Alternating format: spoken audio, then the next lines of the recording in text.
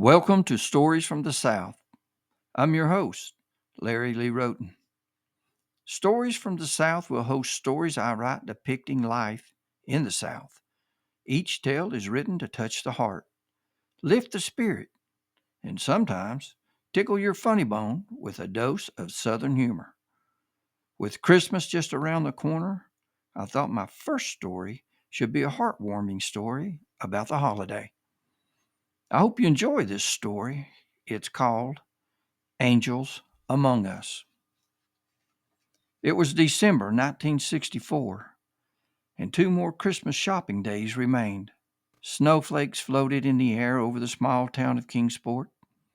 Most wanted a white Christmas, and it seemed Mother Nature was considering their wishes. Mary stood wearing a thin jacket, dirty jeans, and well worn sneakers on the corner of Broad and Center Streets. She had no gloves, and as she held out her hands, they quivered. The cold winter temperatures were in the low 30s, and the wind chill made it even more frigid. Her skin was red, and her knuckles showed a light shade of blue. Despite shivering, she stood erect with a small cardboard box, hoping someone passing by would give her some change. As of now, her frayed box was empty, and she had been there for hours. She was 9, homeless, and by the looks of her clothes, she had been on the streets for a lengthy time. Her thin jacket covered her body, but her shape told a horrible tale of hunger, abuse, and neglect. Her hair was matted, pushed back into a sloppy ponytail, held by a rubber band. Her face, smudged with dirt, looked pale and thin. Her wind-burnt cheeks were rosy red, with the slightest shades of blue. Passers-by reacted differently to her presence. Some offered a smile, acknowledging her existence, while others averted their gaze, unable to confront the distressing sight of this young creature, reduced to begging for spare change. She had become accustomed to this mixed response, understanding the discomfort it stirred in people's hearts. As the evening came to a close, Mary was blessed. A man wearing a worn out jacket, dirty jeans, old shoes, and a ball cap dropped a $5 bill into her box.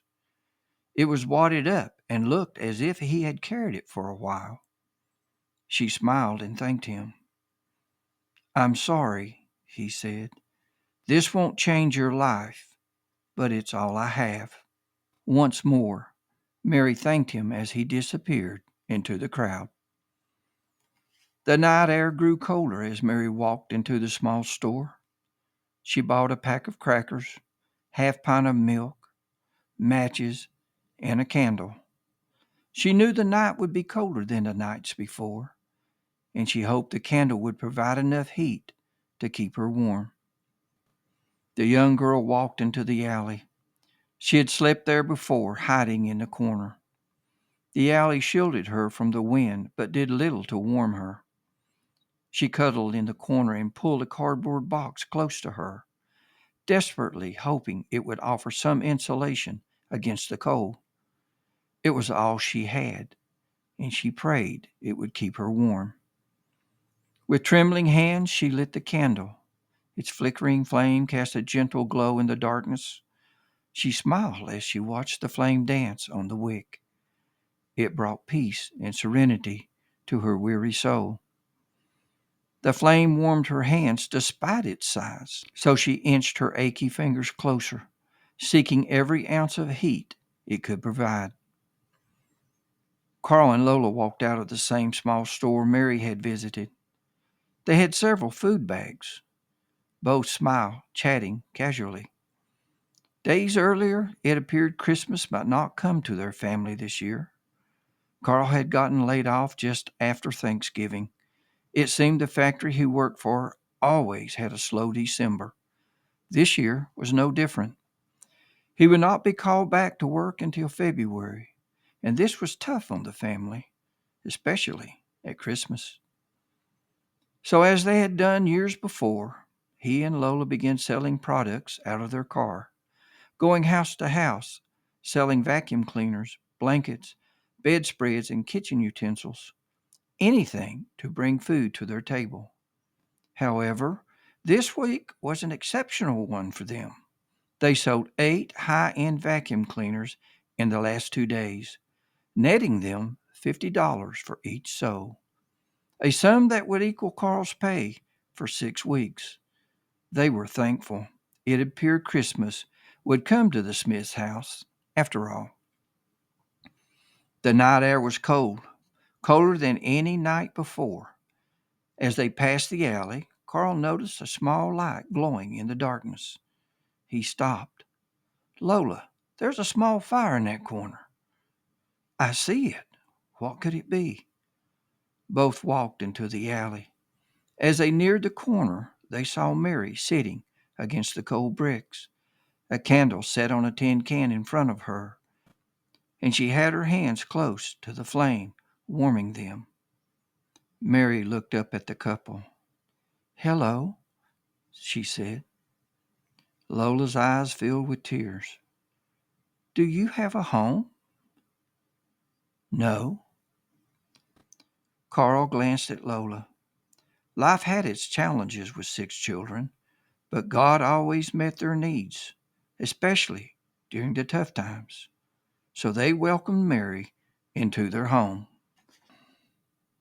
Mary bathed, and Lola found some of her daughter's clothes, which fit perfectly.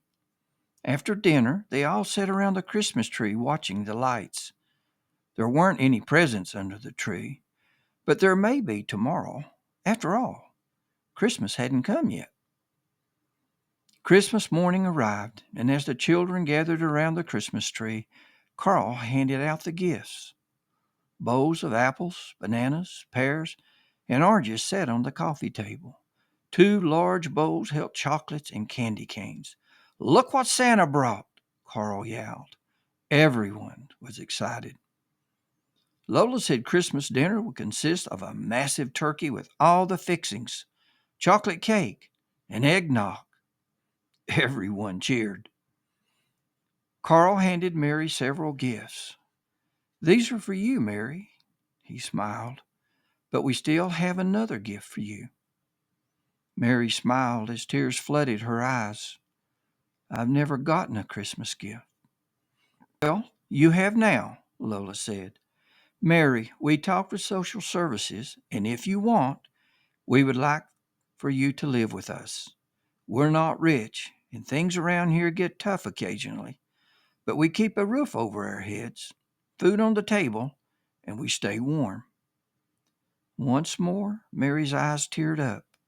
Really? She spoke softly. You want me? Yes, Lola said, wiping her tears.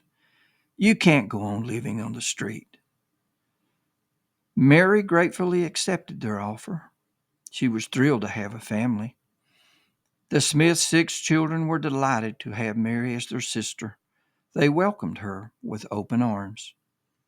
That night, Mary sat gazing at the twinkling lights on the Christmas tree, knowing this was the best Christmas ever. For a moment, she saw a face floating among the branches, the face of a man who had given her the $5 bill. He smiled at her, and she remembered his words. I'm sorry, he had said. This won't change your life, but it's all I have. She returned the smile. Indeed, that money did change her life. She'd bought a candle, matches, and a morsel of food. The candle she lit was her Christmas star. It was like the star that guided the wise men to Jesus. But this candle's small flame led Carl and Lola to her. As the face slowly faded, she whispered, Thank you. She knew the ragged-looking man on the street, who, by all appearances, was as needed as she was indeed a Christmas angel. Mary lived with Carl and Lola's family until she left for college. She was one of the Smiths and shared many happy moments with her loving family.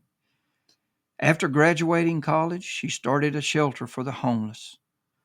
One night, 2 days before Christmas, a man wearing a worn out jacket, dirty jeans, old shoes, and a ball cap entered the shelter. He sat quietly, eating a bowl of soup. Mary offered him a warm bed, telling him it was the coldest night of the year, but he refused. As he rose, he handed her a $5 bill. It was wadded up, and it looked as if he had carried it for a while. She smiled and thanked him. He returned the smile and said softly, "I'm sorry, this won't change your life, but it's all I have." I hope you enjoyed this story. Please give this story a thumbs up, share it with your friends, and subscribe to my channel. As always, thank you for visiting my channel. Merry Christmas.